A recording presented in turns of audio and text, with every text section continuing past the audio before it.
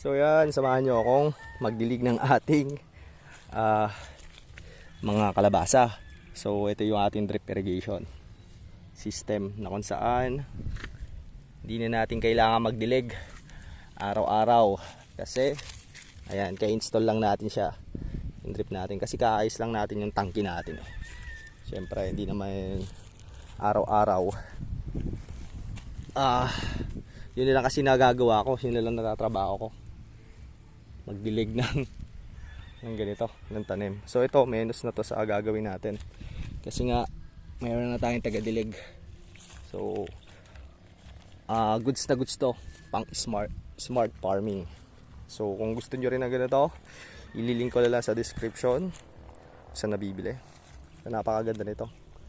Parang meron kang isang tauhan na tagadilig sa ating mga tanim. So napakaganda nyo, makikita nyo, imbis na sa pagdidilig mo ilaan yung oras mo, is pwede mo siyang magawa sa pagdadamo, ganyan, pagtatanim ulit ng iba pang crops natin. Yun lang. So God bless.